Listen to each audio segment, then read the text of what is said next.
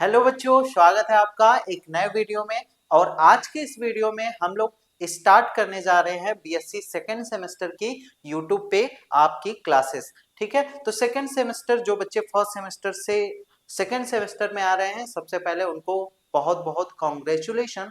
और आज हम लोग सेकेंड सेमेस्टर में आपका फिजिक्स के अंदर आपका एक इम्पॉर्टेंट टॉपिक जिसको हम लोग कहते हैं चार्जिंग ऑफ आरसी सर्किट को पढ़ने वाले हैं। ठीक है, न केवल आपको ये टॉपिक के बारे में बताया जाएगा, साथ ही साथ आपको ये भी चीजें बताई जाएंगी कि आपको इससे क्वेश्चन कैसे पूछा जाता है। क्वेश्चन के साथ साथ एमसीक्यू एमसीक्यू क्वेश्चन आपसे कैसे पूछा जाएगा, मतलब रिटन क्वेश्चन और एमसीक्यू क्वेश्चन दोनों किस प्रकार से इस टॉपिक से पूछे जाते हैं ये भी आपको बताया जाएगा। और साथ ही मैं ये भी आपको बताऊंगा कि अगर आप बीएससी सेकेंड सेमेस्टर के स्टूडेंट हैं, अगर आप चाहते हैं कि एक कंप्लीट आपको सेकेंड सेमेस्टर का सारा सब्जेक्ट पढ़ाया जाए तो उसमें कैसे आपको इनरोल्ड होना है, हमारे एप्लीकेशन के साथ कैसे जुड़ना है, ये सारी चीजें मैं आपको लास्ट में बताने वाला हूं। ठीक है, तो यही सारी चीजें आपको इस वीडियो में मिलने वाली हैं।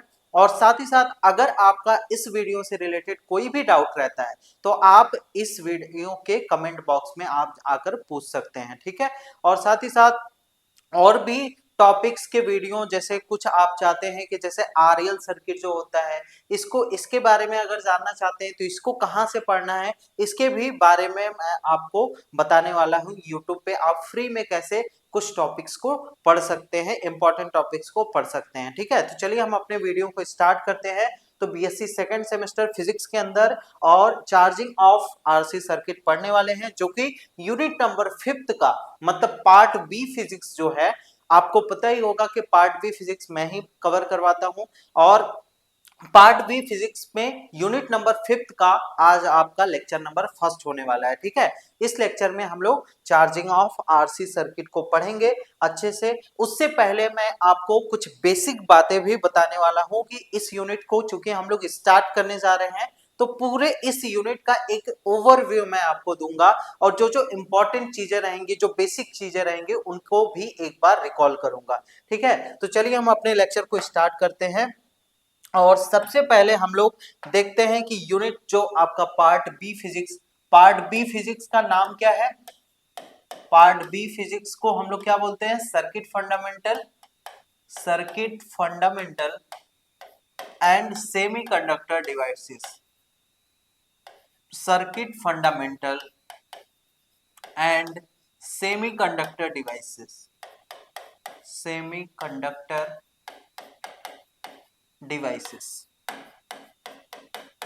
ठीक है, तो ये आपका पार्ट बी फिजिक्स है। इसके अंदर आपका यूनिट नंबर 5th जो है, यूनिट नंबर 05, इसका नाम क्या है, एसी एंड डीसी सर्किट्स।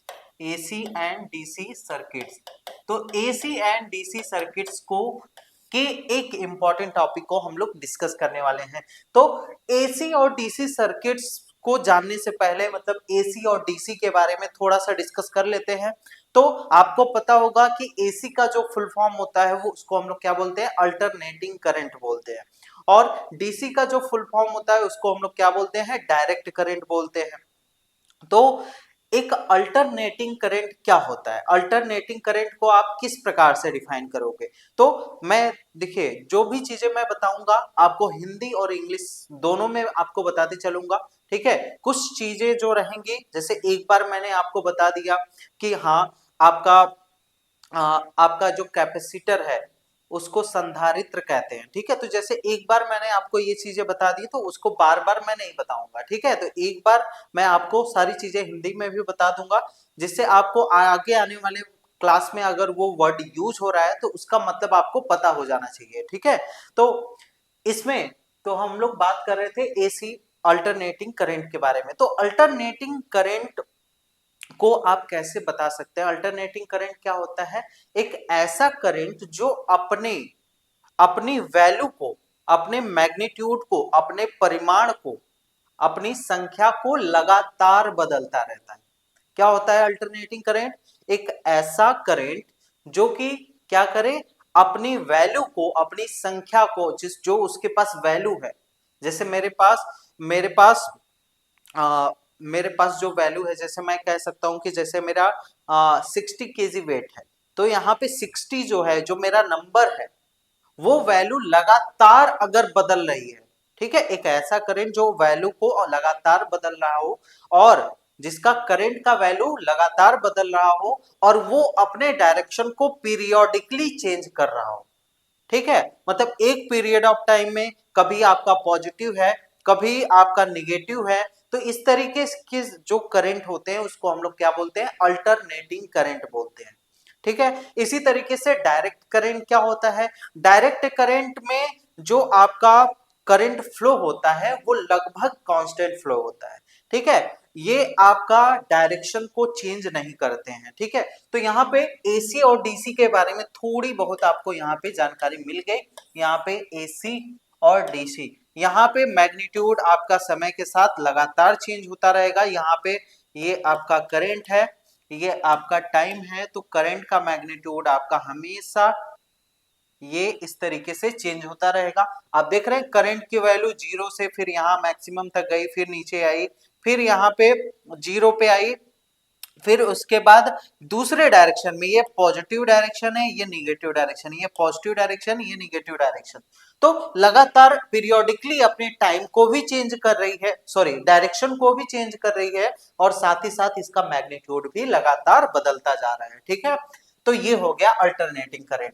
अब इसी तरीके से डायरेक्ट करंट की बात करें, तो यहाँ पे जो करंट का मैग्नीट्यूड रहेगा आपका, वो लगभग आपका क्या रहता है, कांस्टेंट रहता है, तो इसको हम लोग क्या बोलते हैं, डायरेक्ट करंट। अब ये जो होता है करंट जो होता है वो यूनिडायरेक्शनल होता है, यूनिडायरेक्शनल, जिसके पास एक यूनिट डायरेक्शन हो, यूनिडायरेक्शनल होता है। ये आपका, इसमें कई डायरेक्शन होते हैं, इसमें बाई डायरेक्शनल भी हम लोग कह सकते हैं, बाई डायरेक्शनल होता है, बाई डायरेक्शनल, ठीक है, यूनिडायरेक्शनल और बाई डायरेक्शनल करंट होता है, ठीक है। तो एसी डीसी के बारे में इतनी चीजें। अब देखो कई बार बच्चे कंफ्यूज होते हैं कि ये क्या, ये डीसी करंट नहीं है, क्या ये डीसी करंट नहीं है, तो ये बिल्कुल डीसी करंट है। ये इसमें इसको भी हम लोग क्या बोलेंगे, डीसी करंट ही बोलेंगे, क्योंकि ये डायरेक्शन को बदल नहीं रहा है, इसका भी डायरेक्शन सेम है, बस वैल्यूज आपकी लगभग कांस्टेंट की तरह है, ठीक है। तो इस तरीके से ये भी आपका डीसी करंट ही कहलाएगा, और एसी करंट के बारे में मैंने आपको यहाँ पे अच्छे से बता दिया, ठीक है। तो ये कुछ बेसिक बातें पता चल गई कि एसी और डीसी करंट आपका क्या होता है।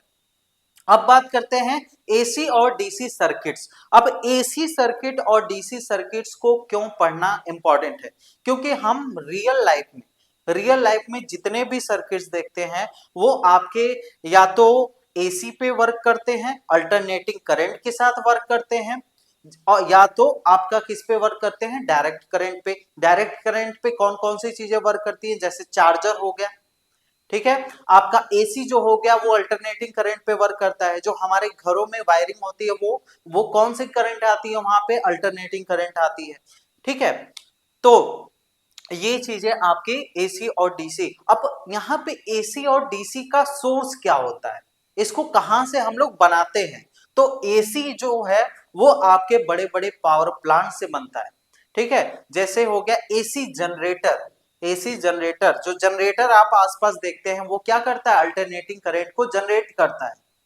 जो डीसी आपका होता है, ये नॉर्मली इसका आपका प्रोडक्शन कहां से होता है, जो भी बैटरीज है वहां से आपके डीसी करंट आपकी आती है, ठीक है। तो इस तरीके से एसी और डीसी के बारे में कुछ बेसिक बातें बता दी। अब एसी एंड डीसी सर्किट के बारे में मैं बात कर रहा था कि ये आपका क्यों पढ़ना इंपॉर्टेंट है, क्योंकि आसपास जितने भी सर्किट्स हम लोग देखते हैं वो एसी से बने हैं या तो डीसी सर्किट से मिलकर बने हुए। एसी डीसी सर्किट का मतलब कि यहाँ पे कहीं कहीं एसी करंट की रिक्वायरमेंट है, और कहीं कहीं किसी डिवाइसेस में आपका डीसी करंट की रिक्वायरमेंट है, ठीक है। तो यहाँ पे अब ये पूरा चैप्टर जो है वो आपका डीसी सर्किट्स के रूप में कौन कौन सी चीजें हमको पढ़नी है इसके बारे में थोड़ा सा बता दूं। देखो डीसी सर्किट्स में, डीसी सर्किट्स में आपको क्या क्या पढ़ना है, डीसी सर्किट्स में आपको, मतलब जहां पे आपका डीसी सप्लाई लगा होगा, डीसी सर्किट्स का मतलब क्या है कि जिस सर्किट में डीसी सप्लाई लगा हुआ है उसी को हम लोग क्या बोलेंगे, डीसी सर्किट बोलेंगे। तो इसमें आप जो भी आरसी सर्किट पढ़े हुए, आरसी सर्किट का चार्जिंग डिस्चार्जिंग पढ़ोगे, आरएल सर्किट का ग्रोथ एंड डीके पढ़ोगे, और साथ ही साथ आप आरएल सर्किट हो गया, एलसी सर्किट हो गया, एलसीआर सर्किट हो गया, ये सारे सर्किट जो है ये आपके डीसी सर्किट, मतलब इसमें हम लोग डीसी सोर्स को लगाएंगे और इन पे क्या इफेक्ट पड़ रहा है, इस पे क्या इफेक्ट पड़ रहा है उस चीज को हम लोग समझेंगे। ठीक है, तो आरएल में क्या होता है, ग्रोथ और डीके, करंट किस प्रकार से ग्रो हो रहा है, किस प्रकार से डीके हो रहा है, उस चीज के बारे में पढ़ते हैं। आरसी सर्किट में आपका किस प्रकार से चार्जिंग हो रहा है, डिस्चार्जिंग हो रहा है, ये सब चीजें पढ़ते हैं। ठीक है, बाकी इन सभी टॉपिक जो आपके ये सारे नाम दिख रहे हैं, इनसे आप उम्मीद है कि आपने जरूर सुना होगा ये सारे नाम्स को। जब आप ट्वेल्थ में पढ़ते हैं, जब ट्वेल्थ में अल्टरनेटिंग करंट पढ़ते हैं, तो वहां पे आपको ये सारे टॉपिक्स बताए जाते हैं, लेकिन वहां पे जो सोर्स होता है वो क्या होता है, एक एसी सोर्स होता है, वहां पे अल्टरनेटिंग करंट होता है। अल्टरनेटिंग यहाँ पे हम लोग क्या करेंगे, उसी सभी टॉपिक को हम लोग डीसी सोर्स के साथ समझने वाले हैं। ठीक है, जब वहां पे अल्टरनेटिंग करंट होता था तो याद होगा आपको कि अगर हम लोग कैपेसिटर के, अगर हम इसको एक अल्टरनेटिंग करंट के साथ जोड़ देते हैं तो यहाँ पे फेज में डिफरेंस आता था करंट और वोल्टेज में, याद है।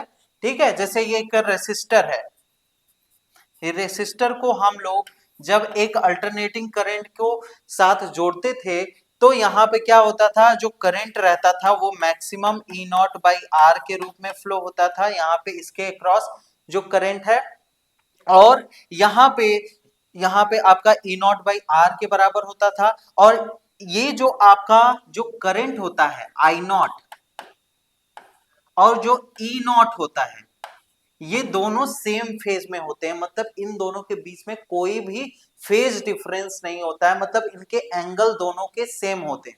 आई नॉट क्या है, पीक वैल्यू ऑफ करंट है, ई नॉट क्या है, पीक वैल्यू ऑफ वोल्टेज है। ठीक है, तो ये सभी टॉपिक आपने जो क्लास 12th में पढ़े हैं उनसे थोड़ा सा अलग है। यहाँ पे क्या बताया जाएगा आपको, यहाँ पे फेज के बारे में बात नहीं किया जाएगा, यहाँ पे रिएक्टेंस के बारे में बात नहीं किया जाएगा, यहाँ पे केवल आपका एक डीसी सप्लाई लगाने पे कोई भी आरसी सर्किट किस प्रकार से बिहेव करेगी, कोई भी आरएल सर्किट किस प्रकार से बिहेव करेगी, उस चीज को हमको समझना है। ठीक है, तो क्लास 12th में इसके इसके नाम तो आपने सुने हैं, लेकिन यहाँ पे हम लोग टोटली डिफरेंट चीज है, यहाँ पे केवल हम लोग को डीसी सप्लाई के साथ इसको समझना है अच्छे से। ठीक है, तो ये आई होप की चीजें अच्छे से समझ में आ गई होंगी। अब बात करते हैं एसी सर्किट्स में क्या क्या पढ़ना है आपको। एसी सर्किट्स में आपको क्या क्या पढ़ना है, तो देखो एसी सर्किट्स में आपको नेटवर्क एनालिसिस पढ़ना है, नेटवर्क एनालिसिस पढ़ना है। नेटवर्क एनालिसिस में कौन कौन से टॉपिक आते हैं, नेटवर्क एनालिसिस में आपका सुपरपोजिशन थ्योरम आ गया, नॉर्टन्स थ्योरम आ गया, थेवेनिन थ्योरम्स आ गया, रेसिप्रोसिटी थ्योरम आ गया। ये जो थ्योरम्स है वो भी आपके यहाँ पे जो भी ये थ्योरम्स पढ़ेंगे वो एसी सर्किट के लिए पढ़ेंगे।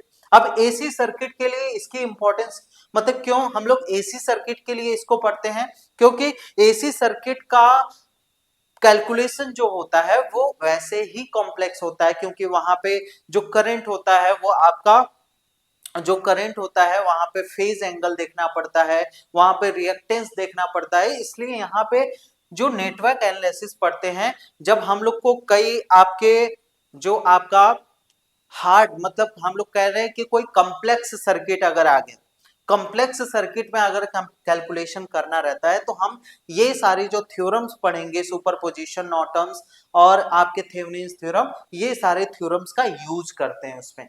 ठीक है, और एसी सर्किट से रिलेटेड और क्या है जहां पे एसी सप्लाई यूज होगा, वो सारे आपके ब्रिजेस हैं। ठीक है, ये सारे ब्रिजेस हैं। तो मैक्सवेल ब्रिज, आपका मैक्सवेल एलसी ब्रिज जो हो गया, वीन्स ब्रिज, आपके जो सारे ब्रिजेस वो भी आपका एसी सप्लाई के साथ देखे जाएंगे। ठीक है, तो डीसी सप्लाई के साथ ये सारी चीजें देखनी है, एसी सप्लाई के साथ नेटवर्क एनालिसिस और ब्रिजेस के बारे में हमको जानना है। ठीक है, यहां तक समझ में आ गया सभी को। अब देखो डीसी सर्किट्स में जो ये सारी चीजों को समझने के लिए हम लोग को एक चीज इंपॉर्टेंट होगी, जो कि है किरचॉफ वोल्टेज लॉ और किरचॉफ करंट लॉ। ठीक है, तो केसीएल और केवीएल किरचॉफ लॉ जो है वो आपके लिए बहुत इंपॉर्टेंट है। तो इसके लिए मैं थोड़ा सा आपको किरचॉफ लॉ भी रिकॉल करवा दे रहा हूं, एकदम बेसिक से मैं पढ़ा रहा हूं आपको चीजें।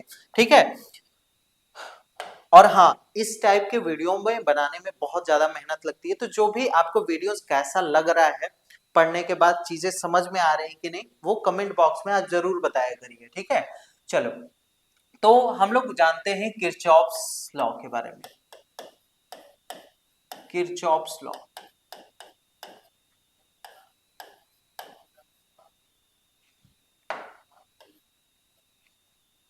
एक मिनट, किरचॉफ्स लॉ।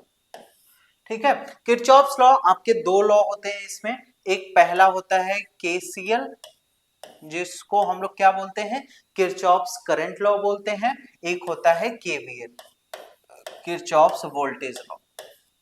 ठीक है, अब इन्हीं दोनों लॉ को हम लोग अच्छे से डिस्कस करने वाले हैं। तो केसीएल आपका क्या होता है, केसीएल आपसे क्या कहता है कि किसी भी जंक्शन पे आपका आने वाली करंट जो होती है, जो भी करंट आने वाली होती है वो जाने वाली करंट के बराबर होती है। ठीक है, केसीएल आपसे क्या कहता है कि किसी भी जंक्शन पे, जंक्शन क्या होता है, जंक्शन क्या होता है, आपके मन में डाउट होगा कि जंक्शन क्या होता है। तो जंक्शन ऐसा जगह जहां पे तीन या तीन से अधिक वायर मिलते हैं, थ्री और थ्री से मोर, थ्री और more than three, more than three wire. ठीक है, तो जंक्शन पता चल गया कि जहां जंक्शन एक ऐसा, या इसको नोड भी बोलते हैं, तो नोड या जंक्शन आपका एक ऐसा पॉइंट होता है जहां पे तीन या तीन से अधिक वायर मिलते हैं। ठीक है, उसी को हम लोग जंक्शन कहते हैं। तो किसी जंक्शन पे आने वाली करंट उस जंक्शन से जाने वाली करंट के बराबर होती है। इस चीज को एक एग्जांपल के साथ समझ लेते हैं। ठीक है, तो यहाँ पे देखो, यहाँ पे एग्जांपल है, जैसे मान लो कि ये आपका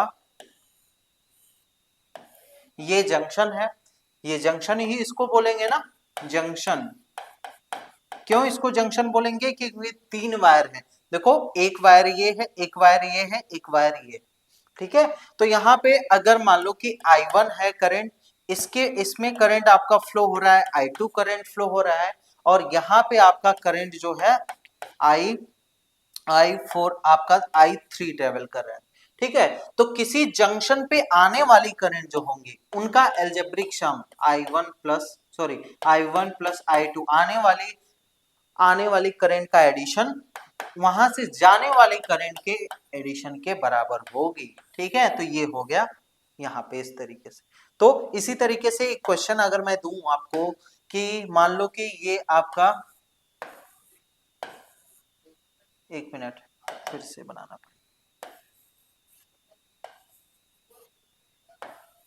ठीक है, यहाँ पे मान लो I1 करंट, यहाँ पे I2 करंट, यहाँ पे I3 करंट, यहाँ पे I4 करंट, यहाँ पे I5 करंट, यहाँ पे I6 करंट, और यहाँ पे I8 करंट, I7 करंट, यहाँ पे I7 करंट आ रहा है, और यहाँ से जा रहा है I8 करंट। ठीक है, अब इसके लिए ये क्वेश्चन है आपसे कि अगर मैं इसके लिए बात करूं कि टोटल करंट आपका जो एंटर कर रहा है वो कितने के बराबर होगा, तो इसका क्या फॉर्मूला बनेगा, इसके बारे में आप लोग बताइएगा। ठीक है, यहाँ पे आपका वैल्यू भी ले सकते हैं, जैसे यहाँ पे अगर मान लो 2 एम्पियर का करंट है, यहाँ पे 3 एम्पियर का करंट है, तो जो I3 की वैल्यू होगी वो 5 एम्पियर के बराबर होगी। यहाँ से कर भी सकते हैं, 2 एम्पियर रखिए, यहाँ पे 3 एम्पियर रखिए, तो I3 की वैल्यू कितनी हो जाएगी, 5 एम्पियर हो जाएगी। तो यही कहता है केसीएल या किरचॉफ्स करंट लॉ हमसे क्या बोलता है कि किसी भी जंक्शन पे आने वाली current, current entering the junction is equal to the current outgoing the junction, उस जंक्शन से जो भी बाहर निकल रही है उसके सम के बराबर होती है। ठीक है, तो केसीएल आपको समझ में आ गया। अब बात करते हैं हम लोग किसके बारे में, अब हम लोग बात करेंगे केवीएल के बारे में। तो केवीएल क्या होता है? For a closed loop. क्या कहता है? For a closed loop, close loop, किसी भी क्लोज लूप के लिए इसका आपको जो स्टेटमेंट है वो मैं बता रहा हूं कि किसी भी क्लोज लूप में जो आपका पोटेंशियल है, algebraic sum of the change in potential जो है वो आपका क्या होता है? जीरो के बराबर होता है। ठीक है, यहाँ पे इस केसीएल को एक और तरीके से लिखते हैं, summation of algebraic sum of current जो होता है वो आपका जीरो के बराबर होता है। इस तरीके से भी लिखते हैं, लेकिन ये जो तरीका है current entering the junction equal to current outgoing the junction, ये आपका बिल्कुल सही है। ठीक है, आप इसको इस तरीके से बुक में देखोगे तो इस तरीके से भी लिखा जा सकता है। ठीक है, तो केवीएल आपका क्या कहता है? For a close loop the change in the algebraic sum of the algebraic sum of change in potential, change in potential is known as is known as KVL। यहाँ पे KVL या इज जीरो, यहाँ पे is known as नहीं, यहाँ पे zero कर देना। ठीक है, तो ये होता है केवीएल लॉ। ठीक है, किरचॉफ्स वोल्टेज लॉ। तो यहाँ पे क्या कह रहा है कि किसी भी क्लोज लूप के लिए, जैसे मान लो कि ये आपका कोई भी क्लोज लूप है। ठीक है, यहाँ पे बोल रहा है कि इस लूप में जो चेंज इन पोटेंशियल होगा उसका अलजेब्रिक सम वो जीरो के बराबर होगा। ठीक है, अलजेब्रिक सम का मतलब आप लोग जानते हैं? अलजेब्रिक सम का मतलब क्या होता है? अलजेब्रिक सम का मतलब है कि अगर आपकी अलजेब्रिक सम का मतलब है कि अगर वहां पे प्लस वैल्यू है, जैसे यहाँ पे ये जो करंट इंटर कर रहा है इसको हम लोग क्या लेंगे? इसको अगर ये इंटर कर रहा है तो इसको प्लस वैल्यू लेंगे, अगर ये बाहर जा रहा है तो इसकी वैल्यू माइनस लेंगे। अगर ये वाला हम लोग एक्सप्रेशन यूज करते हैं, ये वाला एक्सप्रेशन, तो टोटल यहाँ पे इसका मतलब क्या है? टोटल सम, और सम कैसा होना चाहिए? अलजेब्रिक सम होना चाहिए। अगर ये वाला फॉर्मूला लगाते तो यहाँ से आपका यहाँ पे प्लस और माइनस का, अगर करंट आपका प्लस में है उसका अपोजिट डायरेक्शन है तो माइनस, अगर करंट का पॉजिटिव डायरेक्शन है तो प्लस। तो अगर हम लोग प्लस माइनस दोनों का यूज करके अलजेब्रिक सम करते हैं किसी चीज का, तो मतलब अलजेब्रिक सम का मतलब क्या है कि अगर वो वैल्यू प्लस में है तो प्लस लिखना है, अगर वो वैल्यू माइनस है तो उसको माइनस लिखना है। ठीक है, इसी को हम लोग क्या बोलते हैं? अलजेब्रिक सम बोलते हैं। ठीक है, ये छोटी चीजें हैं, आपको पता होंगी। तो ये होता है आपका चेंज इन पोटेंशियल जो है वो आपका जीरो के बराबर होता है किसी भी सर्किट में। तो एक सर्किट एग्जांपल के तौर पे हम लोग ले लेते हैं, एग्जांपल आपको दे देता हूं। जैसे मान लो कि यहाँ पे एक रेसिस्टर लगा दिया, एक रेसिस्टर यहाँ पे लगा दिया, और एक आपका बैटरी यहाँ पे हमने कनेक्ट कर दिया। ठीक है, तो यहाँ पे केवीएल कैसे लगाएंगे? इसमें हम लोग को पहले लूप बनाना है। लूप का डायरेक्शन इस तरीके से, आप चाहे तो क्लॉकवाइज ले सकते हैं, चाहे आप एंटी क्लॉकवाइज ले सकते हैं।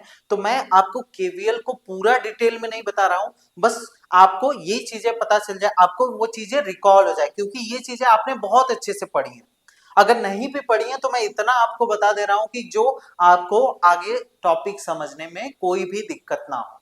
ठीक है, तो यहाँ पे निगेटिव पॉजिटिव, अब देखो यहाँ पे लूप का डायरेक्शन ये है, और यहाँ पे हमारा जो यहाँ पे पॉजिटिव टर्मिनल है, मतलब यहाँ पे निगेटिव से पॉजिटिव में जा रहे हैं, तो यहाँ पे वोल्टेज का गेन हो रहा है। तो ये जो वोल्टेज होगा इसको नाम भी दे देते हैं ए बी सी और डी।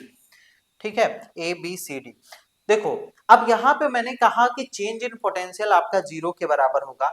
देखो एक लूप में जब भी जाते हो, मान लो ए से बी गए, बी से सी गए, सी से डी गए, डी से ए पे आ गए, तो हम लोग जानते हैं कि पोटेंशियल जो होता है केवल इनिशियल और फाइनल पोजीशन पे डिपेंड करता है। Potential, electric potential class 12th में पढ़ा है ना, तो वहां से हम लोग जानते हैं कि पोटेंशियल अगर आप एक पॉइंट पे जाके उसी पॉइंट पे दोबारा फिर से आ जा रहे हो, मतलब वी ए पोटेंशियल पहले आपने स्टार्ट किया और फिर से वापस आपने वी ए पे आ गए, तो टोटल पोटेंशियल कितना हुआ? जीरो हुआ ना।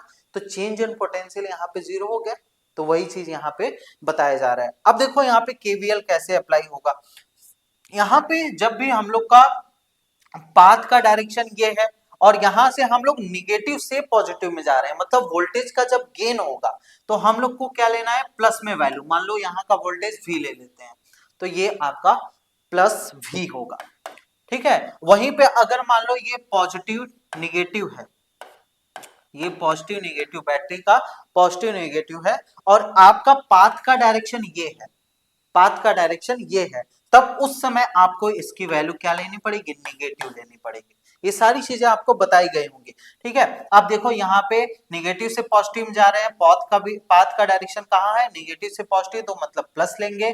फिर यहाँ पे जाएंगे, फिर इसके अक्रॉस आपका क्या होगा, आपका वोल्टेज ड्रॉप होगा। इस रेसिस्टर के पास क्या होगा, वोल्टेज का ड्रॉप होगा ना।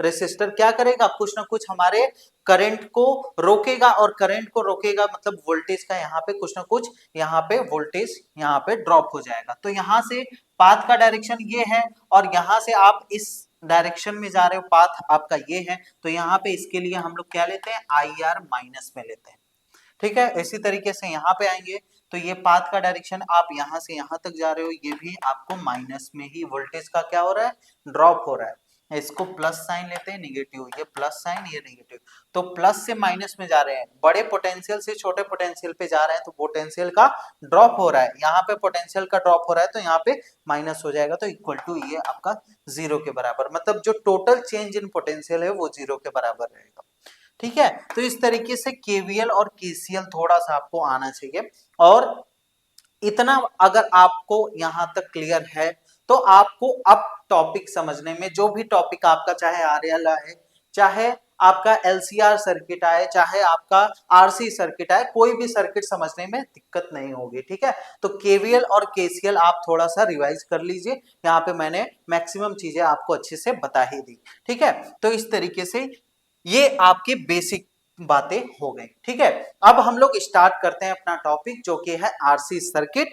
अब यहाँ पे आरसी सर्किट, तो पहले आपको आरसी सर्किट में दो चीजें हैं, एक रेसिस्टेंस है, एक कैपेसिटर है। तो रेसिस्टेंस के बारे में पता है, रेसिस्टेंस क्या करता है, अपोजिशन ऑफर करता है, किसको, करंट के लिए।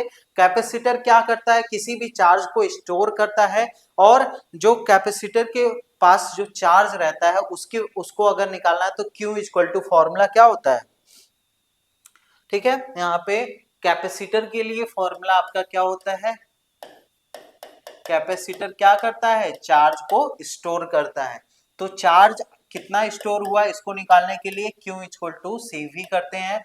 पोटेंशियल अगर निकालना है तो Q बाई सी, ये आपका फॉर्मूला होता है। किसी कैपेसिटर के पास कितना पोटेंशियल है, कितना उसके अक्रॉस वोल्टेज आपका अप्लाइड हुआ है, उसको निकालना है तो चार्ज डिवाइडेड बाय कैपेसिटेंस कर देंगे, तो ये आपका निकल जाएगा, पोटेंशियल निकल जाएगा, ठीक है। तो ये बेसिक फॉर्मूले आपको यहाँ पे पता होने चाहिए।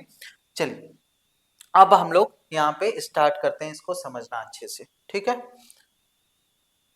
तो charging of capacitor through resistor आपका किस प्रकार से होगा, इसको अच्छे से देखते हैं। जैसे मान लो कि ये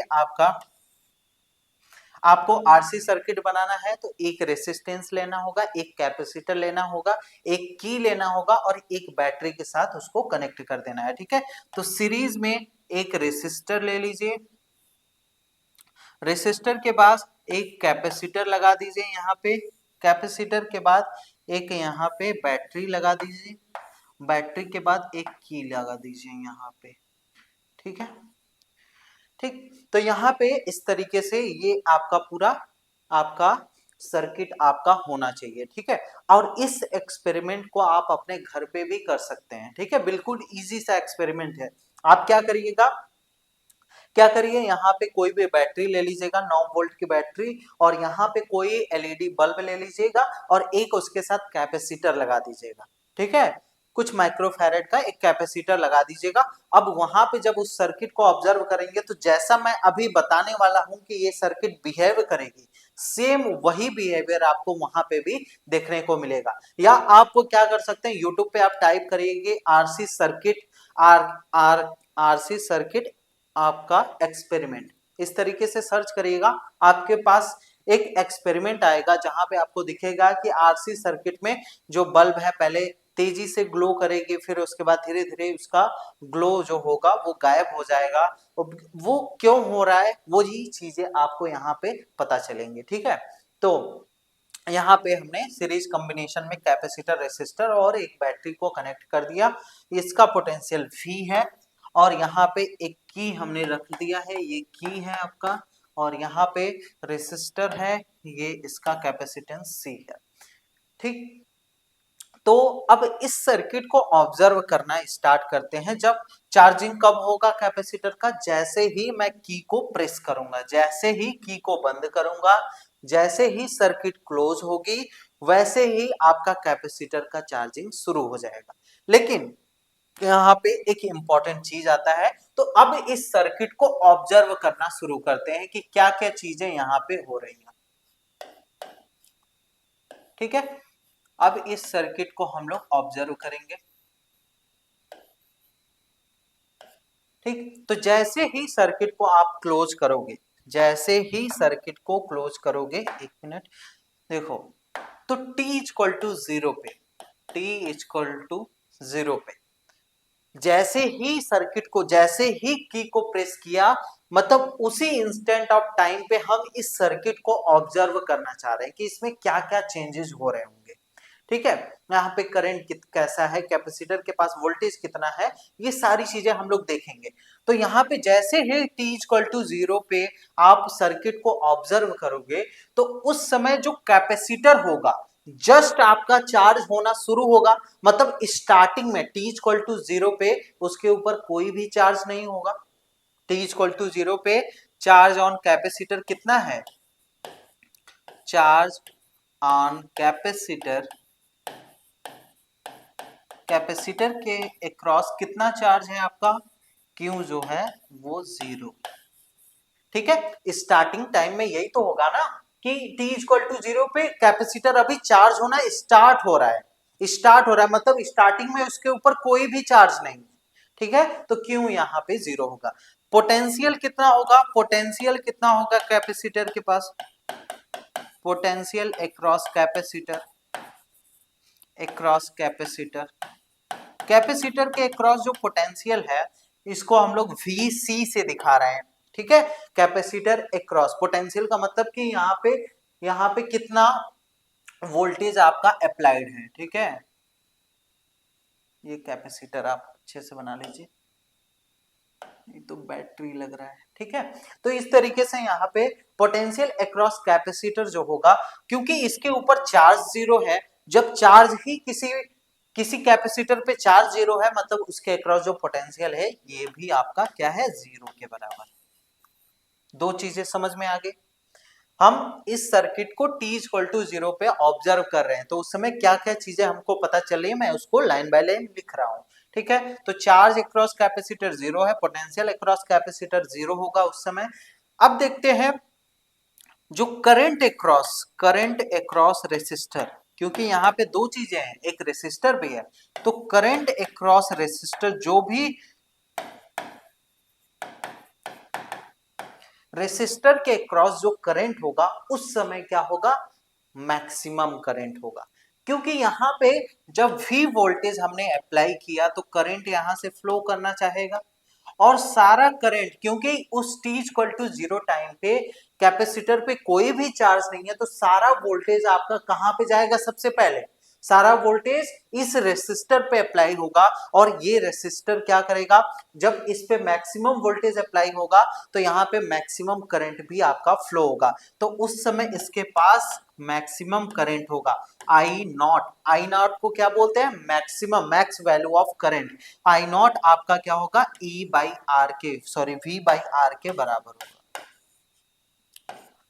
ये चीज क्लियर हुआ कि नहीं, मतलब जब आप कैपेसिटर को जैसे ही की को प्रेस करोगे उस समय कैपेसिटर पे कोई भी चार्ज नहीं होगा, कोई भी वोल्टेज नहीं होगा, सारा वोल्टेज आपका किस पे अप्लाई हो जाएगा, उस रेसिस्टर पे अप्लाई होगा। मतलब स्टार्टिंग पॉइंट पे आपका जो सर्किट होगा वो कुछ इस तरीके से बिहेव करेगा कि यहाँ पे कैपेसिटर है ही नहीं। स्टार्टिंग पॉइंट पे आपका ये सर्किट इस तरीके से बिहेव करेगा कि यहाँ पे t इक्वल टू 0 पे ही ये फिनोमिना हो रहा है। ये चीज ध्यान देना कि t इक्वल टू 0 पे सारा का सारा करंट आपका क्या हो रहा है, इस रेसिस्टर के क्रॉस अप्लाई हो रहा है। ठीक है, और यहाँ पे इस समय यहाँ पे इसके पास ये मैक्स करंट है, ये चीज ध्यान देना, मैक्स करंट। ठीक है, समझ में आ गया यहाँ तक। ये हो गया आपका चार्ज 0 है, वोल्टेज आपका 0 है, और यहाँ पे मैक्सिमम करंट यहाँ पे फ्लो हो रहा है। ठीक है, तो इस तरीके से यहाँ पे करंट आपको t इक्वल टू 0 पे इस सर्किट को जब हमने ऑब्जर्व किया तो हमको ये सारी चीजें पता चली।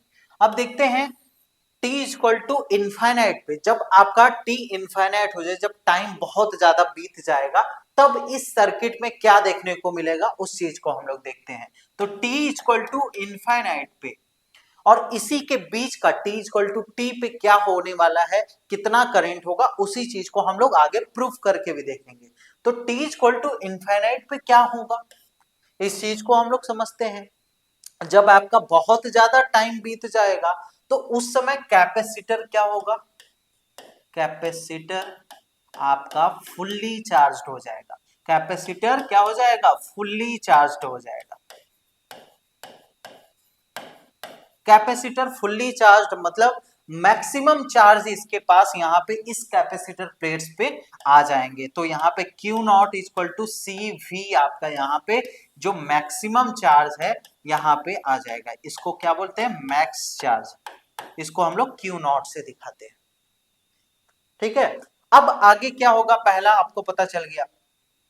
अब यहाँ पे वोल्टेज जो होगा, वोल्टेज अक्रॉस कैपेसिटर, वो कितना होगा, voltage across capacitor, voltage across capacitor. अब कैपेसिटर के अक्रॉस वोल्टेज कितना होगा, वोल्टेज को भी देखते हैं। तो यहाँ पे voltage V equal to VC equal to कितना हो जाएगा, Q नॉट इसके ऊपर चार्ज है, Q नॉट इसके ऊपर क्या है, चार्ज है, और यहाँ पे Q नॉट बाई C आपका यहाँ पे इसके अक्रॉस वोल्टेज होता है। ठीक है, और जब आपका कैपेसिटर के ऊपर मैक्सिमम चार्ज आ गया और उसके पास मैक्सिमम पोटेंशियल, मतलब जो आपका पोटेंशियल V है वो इस कैपेसिटर के क्रॉस अप्लाई हो गया, तो उस समय यहाँ पे क्या होगा, इस रेसिस्टर के पास क्या होगा, कोई भी करंट नहीं होगा, कोई भी करंट यहाँ पे करंट अक्रॉस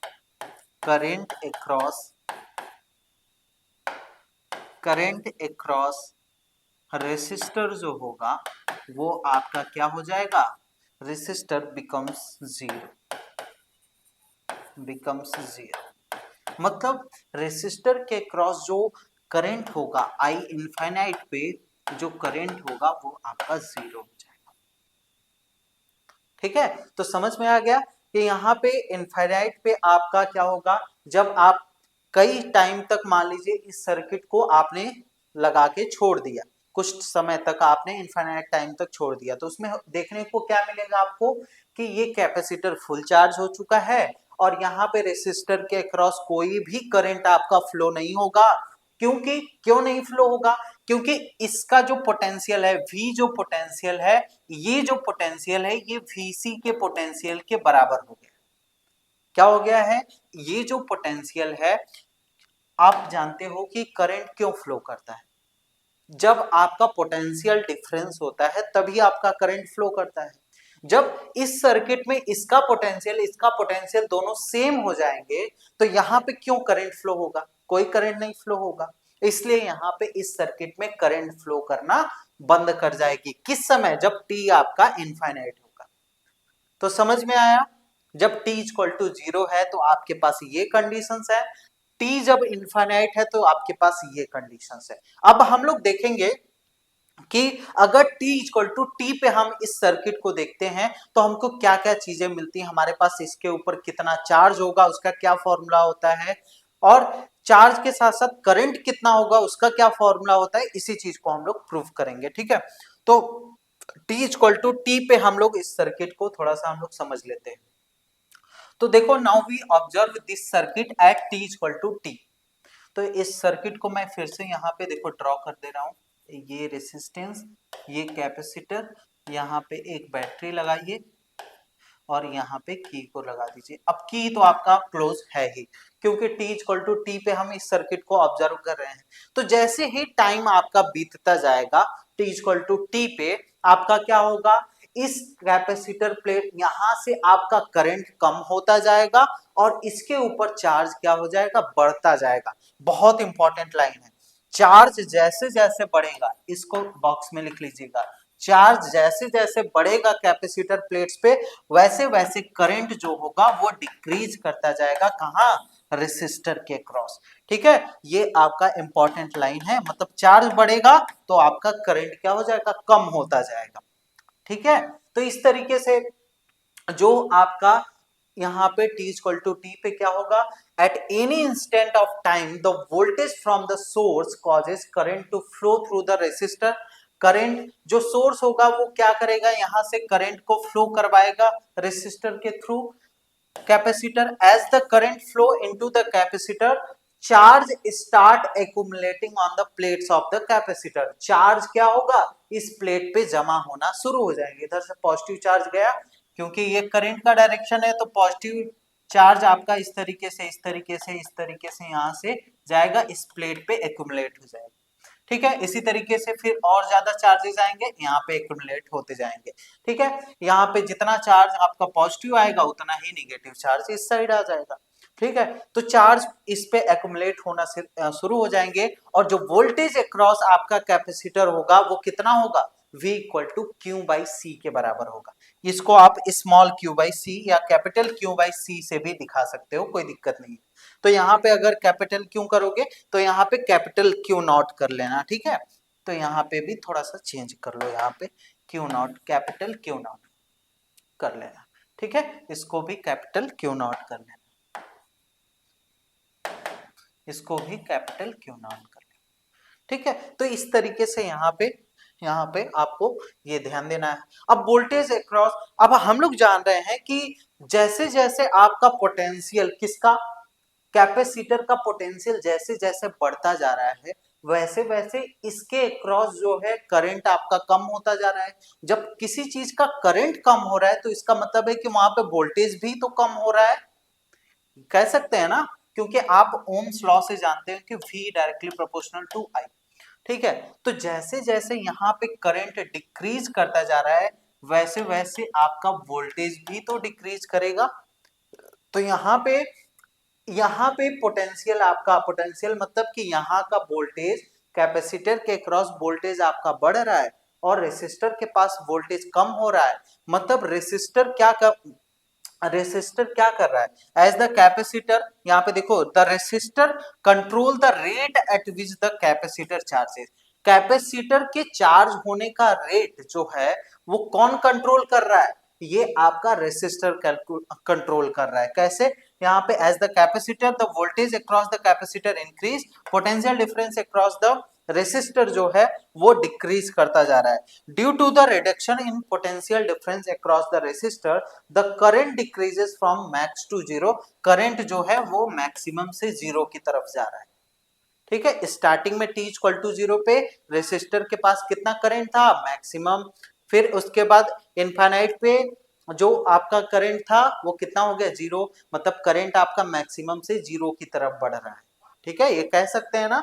तो जैसे जैसे आपका मैक्सिमम से जीरो तक आपका करंट आता जाएगा, वैसे वैसे ही आपका चार्ज जो होगा कैपेसिटर के क्रॉस जीरो से मैक्सिमम तक बढ़ता जाएगा, मैक्सिमम चार्ज तक बढ़ता जाएगा, क्यू से क्यू नॉट तक बढ़ता जाएगा। समझ में आ गया, आगे बढ़ते हैं। Now we calculate the charges across the capacitor at time T. At time T पे कैपेसिटर पे कितने चार्ज हैं उस चीज को हम लोग कैलकुलेट करके दिखेंगे। ठीक है, समझ में आ गया ना कैसे, यहाँ पे चलो ये यहाँ पे इसको फिगर फिर से बना लेते हैं, क्योंकि हमको अब यहाँ पे केवीएल लगाने की जरूरत है। ठीक है, केवीएल लगाएंगे हम लोग। ये आपका सर्किट की प्रेस्ड है और यहाँ पे निगेटिव पॉजिटिव पोटेंशियल है। यहाँ पे इसके क्रॉस जो पोटेंशियल है इसको VR दिखा रहे हैं, इसके क्रॉस जो पोटेंशियल है VC, इसको हम लोग Q/C से दिखा रहे हैं, कैपिटल Q/C से दिखा रहे हैं, क्योंकि हमने यहाँ पे हमने क्या लिया है, Q/C लिया है। VC का वैल्यू VR आपका क्या होगा, IR के बराबर होगा। ठीक है, इसको हम लोग इस प्रकार से लिख दे रहे हैं। ठीक है, हमने लूप कंसीडर कर लिया यहाँ पे कि हमारा लूप का जो डायरेक्शन है वो क्लॉकवाइज डायरेक्शन में है। जब लूप आप क्लॉकवाइज ले रहे हो तो सभी पोटेंशियल का जो चेंज होगा वो 0 के बराबर होगा। तो यहां से निगेटिव से देखो, लूप आपका पाथ किधर जा रहा है, इस साइड से इस साइड जा रहा है, निगेटिव से पॉजिटिव, मतलब पोटेंशियल में क्या हो रहा है, गेन हो रहा है, तो मतलब प्लस में लेंगे, प्लस इसके क्रॉस पोटेंशियल को हम लोग V से दिखा रहे हैं। ठीक है, तो V प्लस, अब देखो यहाँ पे आते हैं रेसिस्टर के क्रॉस, रेसिस्टर के क्रॉस आपका पाथ क्या है, ये है, और यहाँ पे आपका क्या होगा, इस तरीके से करंट आपका जा रहा है। ठीक है, यहाँ पे क्या होगा, इस रेसिस्टर के पास क्या होता है, पोटेंशियल। जब भी पाथ और करंट का डायरेक्शन दोनों सेम होता है, पाथ और करंट का डायरेक्शन अगर सेम होता है तो उस समय IR आपका क्या होता है, निगेटिव होता है। ठीक है, इसी तरीके से अब देखो यहाँ पे आपका पॉजिटिव चार्जेस एक्युमुलेट हो रहे होंगे, यहाँ पे निगेटिव चार्जेस एक्युमुलेट हो रहे होंगे, तो यहाँ पे पॉजिटिव से निगेटिव की तरफ जा रहे हो, पॉजिटिव से निगेटिव की तरफ जा रहे हो, तो यहाँ पे भी आपका जो वोल्टेज होगा वो माइनस हो जाएगा, VC के बराबर, इक्वल टू ये 0 के बराबर हो गया। ठीक है, तो applying KVL in the circuit हमारे पास ये इक्वेशन मिला। समझ में आया कैसे आया, यहाँ पे नेगेटिव से पॉजिटिव तो प्लस, यहाँ पे वोल्टेज का हमको पता है कि रेसिस्टेंस के अक्रॉस वोल्टेज का क्या होता है, ड्रॉप होता है। अरे आप जानते हो किसी सर्किट में मान लो कि कोई बल्ब है और उसको बैटरी से कनेक्ट कर दिया, तो बल्ब के पास जब आप बैटरी को कनेक्ट करोगे तो बैटरी का जो वोल्टेज होगा वो आपका पोटेंशियल डिफरेंस होगा, वो कहाँ अप्लाई होगा, उस बल्ब पे अप्लाई होगा। तो बल्ब क्या करेगा, कुछ ना कुछ पोटेंशियल क्या करेगा, अपने अंदर रखेगा, जिससे वो बैटरी जो उस बल्ब को ग्लो कर पाए। ठीक है, तो इस तरीके से पोटेंशियल आपका यहाँ पे 0, ये इक्वेशन आपका बन गया। ठीक है, तो VR बन गया और ये पॉजिटिव से नेगेटिव जा रहा है, मतलब पोटेंशियल का यहाँ पे क्या हो रहा है, पोटेंशियल आपका धीरे धीरे बढ़ रहा है। ठीक है, चार्जिंग के केस है, तो ये आपका VC हो गया। ठीक है, यहां तक क्लियर है। अब देखो क्या करना है, अब बिल्कुल सिंपल सा इसका प्रूफ है। V माइनस VC का फॉर्मूला अभी हमने पीछे लिखा कि Q/C होता है, पीछे देखा है ना, यहाँ पे VC का वैल्यू हमने यहाँ से रख दिया Q/C। अब देखो यहाँ पे आगे क्या होगा, इस IR को इस साइड लेके चले आते हैं तो ये IR हो जाएगा। ठीक है, इसको इक्वेशन नंबर फर्स्ट मान लेते हैं। आगे देखो क्या होगा, इस C का एलसीएम ले लेंगे तो CV माइनस Q/C कर सकते हैं और ये आपका IR हो जाएगा। तो चार्जिंग के केस में जो जो करंट होगा उसको हम लोग dQ/dt कर सकते हैं, जो करंट होता है उसको dQ/dt लिख सकते हैं।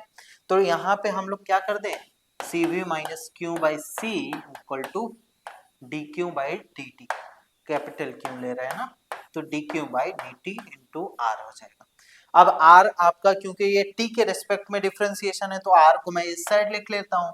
ठीक है, अब जब यहाँ पे डिस्चार्जिंग का केस लगाएंगे तो यहाँ पे आपको माइनस लगाना पड़ेगा, तो यहाँ पे माइनस dQ/dt रखना होगा, क्योंकि वहां पे जो चार्ज है वो आपका करंट जो है वो धीरे धीरे आपका क्या हो रहा है, 0, मतलब यहाँ पे करंट आपका 0 की तरफ डिस्चार्ज हो रहा है, वो कैपेसिटर डिस्चार्ज हो रहा है, मतलब चार्जेज आपके टाइम के साथ कम होते जा रहे हैं, इसलिए वहां पे माइनस रखते हैं जब आप डिस्चार्जिंग पढ़ेंगे, वो आगे की चीजें हैं। अब देखो ये हमने यहाँ तक चीजें कर ली। अब यहाँ पे क्या करते हैं, इस R को इस साइड लेके आते हैं। अब यहाँ पे क्या करना है, दिस इंप्लाइज, अब यहाँ पे R को इस साइड लेके चले आते हैं और इस CV माइनस Q को इस साइड लेके चले आते हैं, T को ऊपर लेके चले आते हैं। तो देखो यहाँ पे dt को हमने ऊपर लेके आए और यहाँ पे इस R का यहाँ पे मल्टीप्लाई कर दिया, RC हो गया। समझ में आ रहा है, इक्वल टू इस CV माइनस Q को यहाँ पे dt के जगह लाना है, तो यहाँ पे dQ/CV माइनस Q के बराबर हो जाएगा। यहां तक क्लियर है कि नहीं सभी को। अब देखो अब इसके बाद क्या करना है, सिंपली अब इसको क्या करना है, दोनों साइड को इंटीग्रेट कर देंगे। ठीक है, on integrating we get, on integrating we get, अब यहाँ पे मैं थोड़ा सा फास्ट करूंगा, इंटीग्रेटिंग विद वी गेट, जब यहाँ पे दोनों साइड इंटीग्रेट करोगे D T by R C, इधर क्या है इंटीग्रेशन आपका क्या है, D Q by C V minus Q के बराबर है। ठीक है, यही है। अब यहाँ पे क्या करना है, इंटीग्रेट कहां से कहां तक करना है, जीरो से टी टाइम तक करना है। जीरो से आपका स्टार्ट हुआ था, टी टाइम तक इंटीग्रेट करना है, क्योंकि हम इस सर्किट को टी टाइम में ऑब्जर्व कर रहे हैं। ठीक है, और जीरो से, और उस समय कैपेसिटर पे चार्ज कितना है, क्यू चार्ज है। ठीक है, तो इस तरीके से जीरो से क्यू तक हम लोग इंटीग्रेट कर देंगे। इंटीग्रेट करोगे तो ये 1/RC आपका कांस्टेंट है, dt का इंटीग्रेशन t होगा, और t का यहाँ पे 0 से t इसकी लिमिट होगी। ठीक है, इसी तरीके से इसको आपको इंटीग्रेट करना है, तो आप जानते हो cv माइनस क्यू है, cv माइनस क्यू को आप क्या मान लो, x मान लो, और इसको अगर मैं दोनों साइड डिफरेंशिएट करूंगा किसके रेस्पेक्ट में, क्यू का x के रेस्पेक्ट में अगर डिफरेंशिएट करूंगा तो ये कांस्टेंट है 0, इसका डिफरेंशिएशन dq बाई dt हो जाएगा, सॉरी dt dq हो जाएगा, और ये आपका dx के बराबर। मतलब हम लोग क्या कर सकते हैं, जो आपका dq है उसको माइनस dx रख सकते हैं। ठीक है, अब यहाँ पे यही चीज यहाँ पे अप्लाई करो, देखो क्या आएगा, यहाँ पे 0 से q था आपका लिमिट था, dq के जगह माइनस dx रखना है, और cv माइनस q की जगह आपको x रखना है। अब ये इजी हो गया, अब इसका डिफरेंट इंटीग्रेशन हो सकता है आराम से। इधर आपका क्या हो जाएगा, अपर लिमिट माइनस लोअर लिमिट, तो t माइनस 0, तो t बाई आर सी लिख सकते हैं, 0 वाला टर्म कैंसिल आउट हो जाएगा, इक्वल टू, अब देखो ये माइनस है, इस साइड जो माइनस है, इस माइनस को मैं इस साइड लेके चला आ रहा हूं। ठीक है, ये माइनस मैंने इस साइड लेके आ गया। ठीक है, और यहाँ पे 0 से क्यू, और यहाँ पे इसका डिफरेंशिएशन क्या होता है, इसका एक स्टेप और ले लेते हैं। ठीक, अब यहाँ पे इसका इंटीग्रेशन क्या होगा, log x हो जाता है, log x हो जाता है, और यहाँ पे आपका अपर लिमिट लोअर लिमिट। ठीक है, इस तरीके से minus T by R C. अब यहाँ पे क्या होगा, इसको x की वैल्यू हमको पता है कि x की वैल्यू क्या है, log cv minus Q, cv minus Q है, ये आपका यहाँ पे हम लोग 0 से क्यू इसका लिमिट रख देंगे।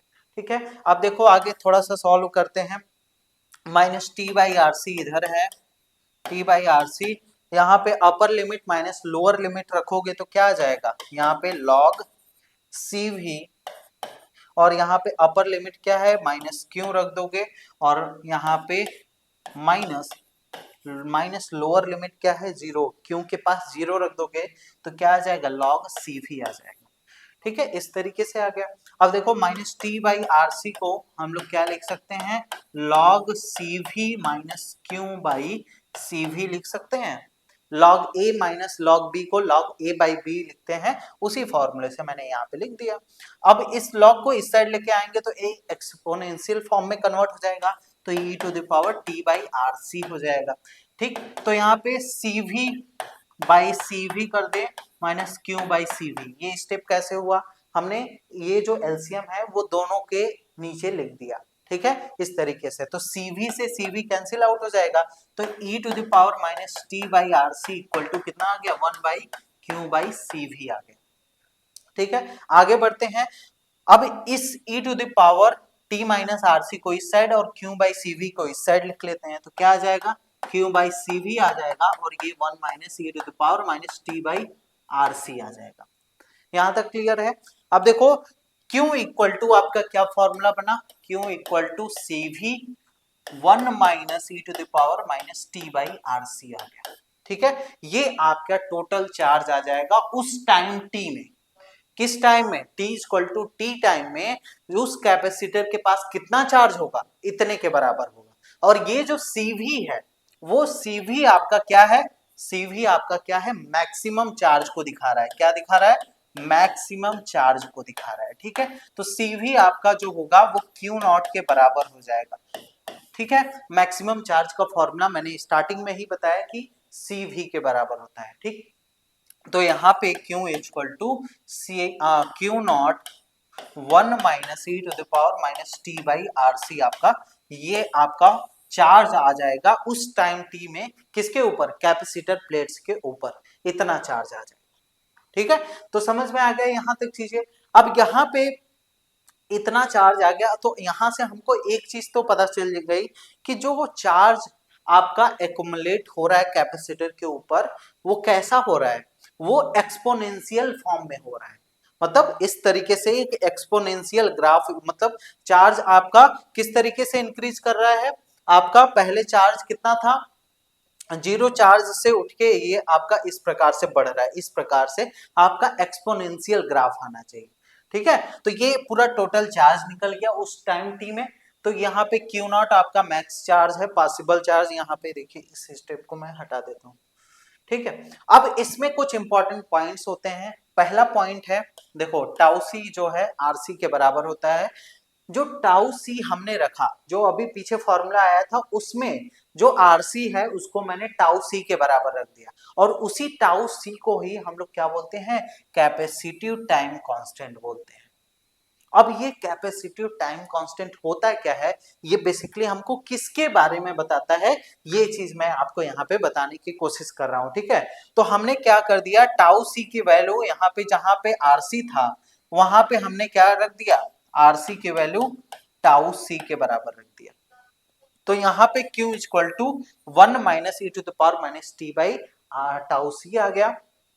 टाउ सी का जो यूनिट होगा ओम फैरेड के बराबर होगा, या सेकंड भी लिख सकते हो। ठीक है, क्योंकि टाइम है, इसका यूनिट आपका यही रखना है। सेकंड, इसका फिजिकल सिग्निफिकेंस क्या है कैपेसिटिव टाइम कांस्टेंट का, कैपेसिटिव टाइम कांस्टेंट का फिजिकल सिग्निफिकेंस यही है, अगर मैं क्या करूं कि टाउ सी जो है, जो कि RC के बराबर है, इसकी वैल्यू T के बराबर रख देता हूं। मतलब अगर मैं मान लूं कि जो हमने टाइम लिया है T इक्वल टू टी, जो टाइम लिया है वो किसके बराबर हो जाए, RC के बराबर आ जाए, तो यहाँ पे इस इक्वेशन में रखोगे, इक्वेशन क्या था, Q equal to Q naught 1 minus E to the power minus T by RC। Tau C की जगह, टाउ सी की जगह हम लोग क्या रख रहे हैं, यहाँ पे T रख रहे हैं। तो यहाँ पे आप देखो T से T कैंसिल आउट हो जाएगा, और T से T कैंसिल आउट, तो यहाँ पे -1 आ जाएगा, और 1 by E, 1 by E to the power -1 है तो इसको 1 बाई ई लिख सकते हैं, और 1 बाई ई की जो वैल्यू होती है 0.37 के बराबर होती है। ये वैल्यू आप लोग देख लीजिएगा, इसको याद कर लीजिए, क्योंकि बार बार इस वैल्यू की जरूरत पड़ने वाली है। ठीक है, तो ये हो गया 1 बाई ई की वैल्यू 0.37 के बराबर होती है। अब जब यहां से Q equal to Q naught 1 minus 0.37 करोगे, 1 माइनस 0.37 करोगे तो कितना आ जाएगा, ये आपका Q नॉट है। ठीक है, तो ये Q नॉट इंटू आपका 0.63632 करके कुछ करीब आपका यहाँ पे आंसर आ जाएगा। तो ये टाइम कांस्टेंट हमको किसके बारे में बता रहा है, देखो यहाँ पे किया गया है 632 के बराबर आ गया, मतलब हमको टाइम कांस्टेंट किस चीज के बारे में बताता है, जब कैपेसिटर अपनी कैपेसिटी का कितना चार्ज हो जाए, 63% चार्ज हो जाए, मतलब 63% जब कैपेसिटर, जितना उसकी कैपेसिटी है चार्ज को स्टोर करने की, उस चार्ज में से 63% जब चार्ज हो जाता है, उसी टाइम को हम लोग क्या बोलते हैं, कैपेसिटिव टाइम कांस्टेंट बोलते हैं। बहुत आराम से मैंने बताया है, कैपेसिटिव टाइम कांस्टेंट क्या होता है, जिस टाइम पे कैपेसिटर अपनी कैपेसिटी का 63% चार्ज हो जाता है, उसी टाइम को, उसी को हम लोग क्या बोलते हैं, कैपेसिटिव टाइम कांस्टेंट। ठीक है, अपनी मैक्सिमम पॉसिबल वैल्यू का 63% चार्ज हो जाए, यह यहाँ पे लिखा गया है। ठीक है, थर्ड पॉइंट है rate of charge of RC circuit, किस रेट से आपका चार्ज हो रहा है कैपेसिटर, उसका रेट निकालने के लिए इस Q को T के रेस्पेक्ट में डिफरेंशिएट कर दो। जब T के रेस्पेक्ट में डिफरेंशिएट करोगे, differentiating above equation we get, यहाँ पे जब T के रेस्पेक्ट में डिफरेंशिएट करोगे तो Q नॉट आपका बाहर है, या Q नॉट का अंदर मल्टीप्लाई कर देंगे। यहाँ पे देखो एक स्टेप मैं समझा दे रहा हूँ, dQ बाई dt हमको करना है, तो यहाँ पे Q नॉट क्यू नॉट आपका कांस्टेंट वैल्यू है, क्यू नॉट आपका मैक्सिमम चार्ज है, तो ये आपका बेसिकली कांस्टेंट है, तो क्यू नॉट आपका उसी तरीके से हो जाएगा, क्यू नॉट का अंदर मैं मल्टीप्लाई कर रहा हूं, ठीक है।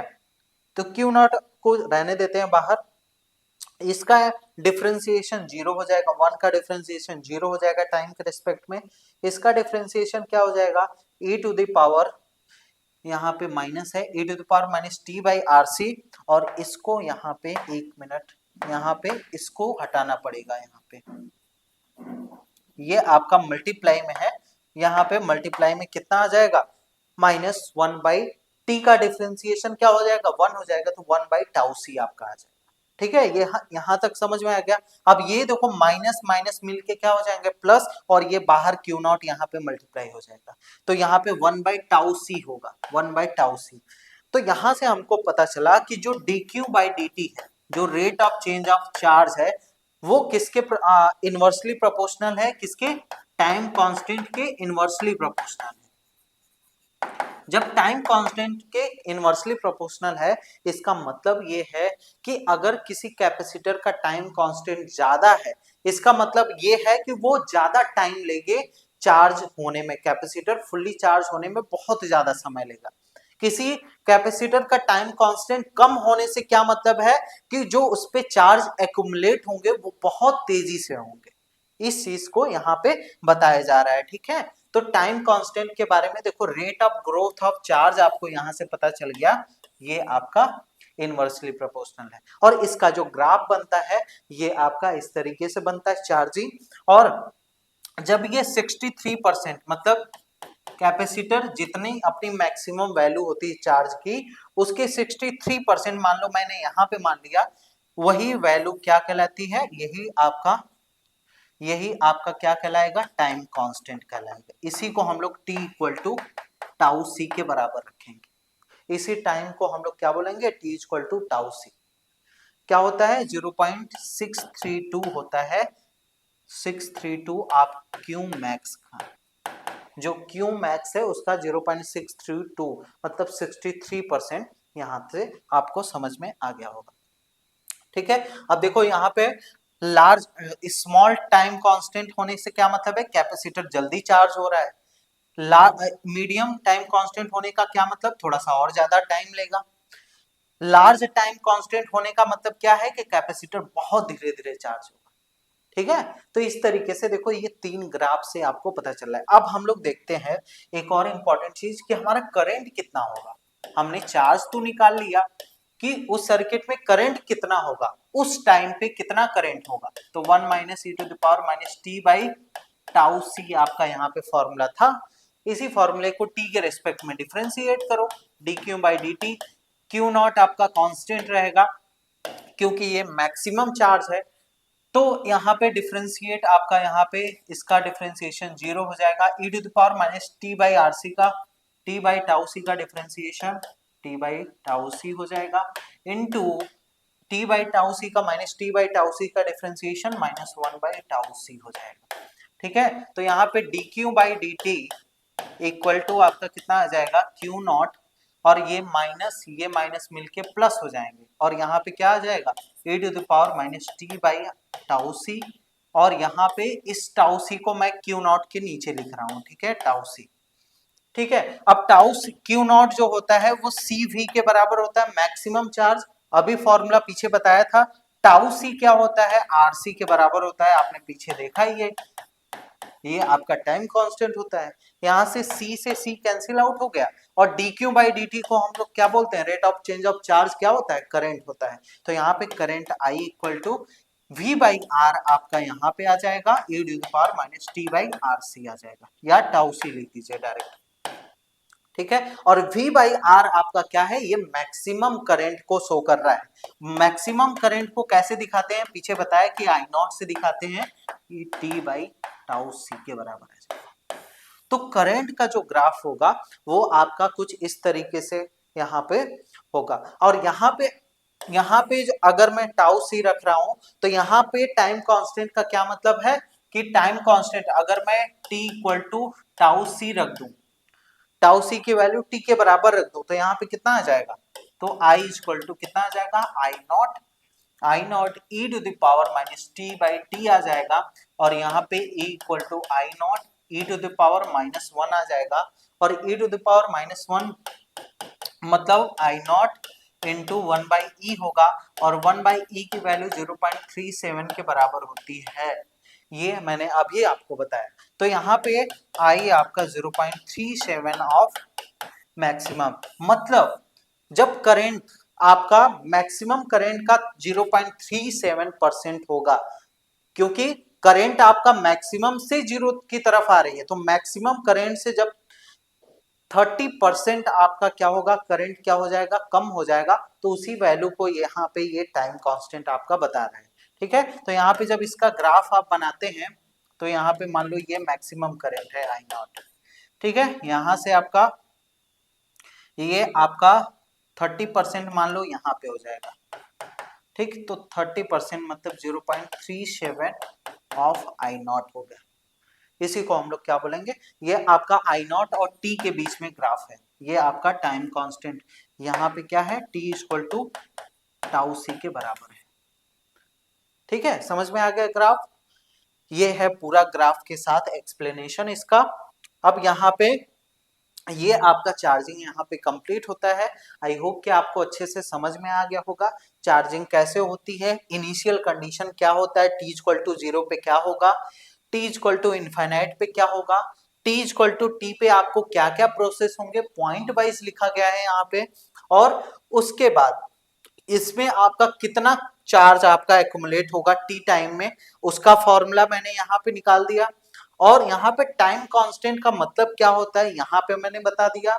उसके बाद मैंने बताया कि टाइम कांस्टेंट किस रेट से, मतलब किसी चीज का टाइम कांस्टेंट, कैपेसिटर का टाइम कांस्टेंट ज्यादा होने से क्या मतलब है, रेट ऑफ ग्रोथ पे टाइम कांस्टेंट क्या इफेक्ट डाल रहा है, उसको मैंने यहाँ पे आपको बता दिया।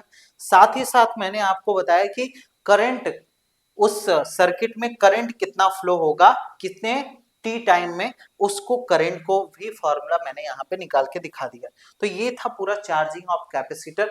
अब मैंने आपसे जैसा कि वादा किया था कि मैं लास्ट में आपको क्वेश्चंस भी बताने वाला हूँ, उससे पहले मैं एक चीज आपको बता दूं कि अगर आप चाहते हैं कि सेकेंड एंड फोर्थ सेमेस्टर अच्छे से कंप्लीट करना, अच्छे से पढ़ना चाहते हैं, तो आप physics, chemistry, botany, zoology, mathematics, statics हमारे नॉर्धो बैच को ज्वाइन कर सकते हैं, जो कि आपको प्ले स्टोर से एक एप्लीकेशन डाउनलोड करना होगा, डीएनएस एजुकेयर एप्लीकेशन।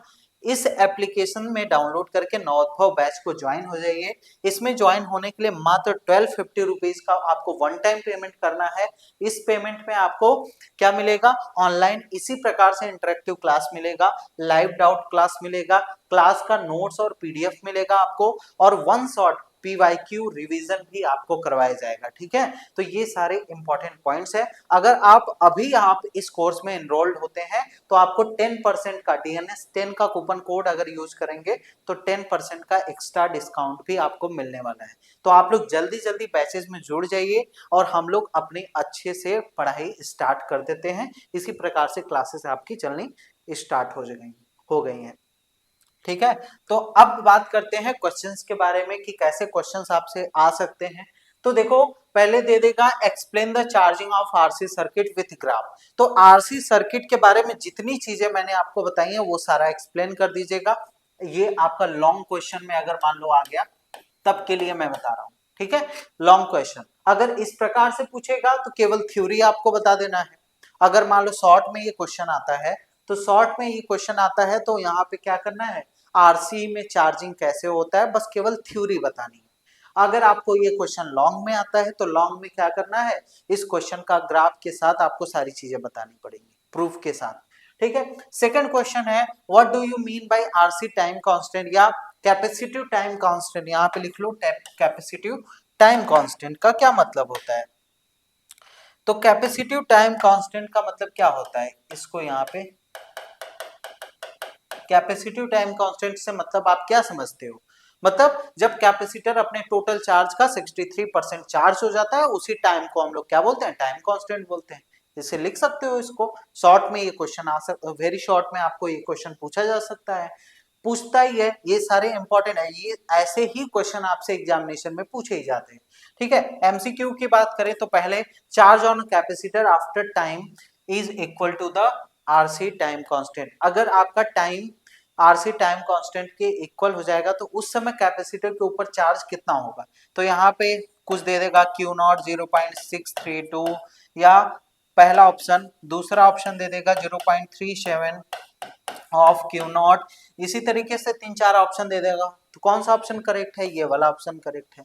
इसी तरीके से second MCQ, at T equal to 0 current in RC circuit will be, कितना करंट होता है टी इक्वल टू 0 पे आरसी सर्किट में, करंट कितना होता है टी इक्वल टू 0 पे, करंट क्या होता है, मैक्सिमम होता है, तो यहाँ पे बता दोगे। तीसरा पॉइंट है at T equal to t what is the value of current, t equal to t पे करंट का फॉर्मूला क्या होता है, I equal to I naught e to the power minus T by tau C, ये आपको equation दे देगा। ठीक है, इस प्रकार से एमसीक्यू क्वेश्चंस आपसे पूछे जाएंगे, इस प्रकार से आपको इस तरीके से एक्सप्लेन करने की चीजें आ सकती हैं। ठीक है, और ये सारे क्वेश्चंस आपके इंपॉर्टेंट है, मतलब आते ही हैं, ऐसे टाइप के क्वेश्चन आपको जरूर देखने को मिलेंगे, चाहे आपका रिटन एग्जाम हो चाहे एमसीक्यू एग्जाम हो, इसी प्रकार से क्वेश्चन आपसे इस टॉपिक से पूछा जाता है। ठीक है, तो ये रही आपकी चार्जिंग ऑफ आरसी सर्किट। अब वीडियो आपको कैसा लगा इसके बारे में आप जरूर बताइएगा, और हाँ, इस टॉपिक का आप घर पे एक्सपेरिमेंट भी कर सकते हैं। क्या करना है, एक रेसिस्टेंस की जगह एक बल्ब लगा दीजिएगा, एलईडी बल्ब, और जो कैपेसिटर है, कैपेसिटर भी आपको कुछ माइक्रोफैरेड का लेना होगा, शायद 9 माइक्रोफैरेड का कुछ कैपेसिटर लेना होगा, और 9 वोल्ट की बैटरी लेनी होगी। इस एक्सपेरिमेंट में एक की लगा दीजिएगा। उसके बाद इस एक्सपेरिमेंट को जब करेंगे, जब जैसे ही आपने की को प्रेस किया वैसे ही लाइट आपका तेजी से ग्लो होगा, क्योंकि रेसिस्टेंस के पास मैक्सिमम करंट होता है। तो स्टार्टिंग में आपका लाइट तेजी से ग्लो करेगा, फिर धीरे धीरे उसकी ग्लो धीरे धीरे घटती जाएगी, डिक्रीज करती जाएगी, क्योंकि आपका कैपेसिटर के ऊपर चार्ज एक्युमुलेट होना स्टार्ट हो जाएगा।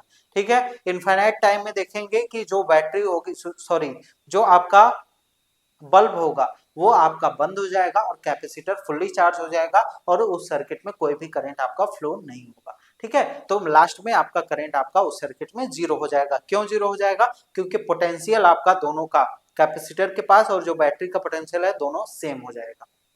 ठीक है, तो ये रही सारी चीजें आपको आरसी की चार्जिंग के बारे में।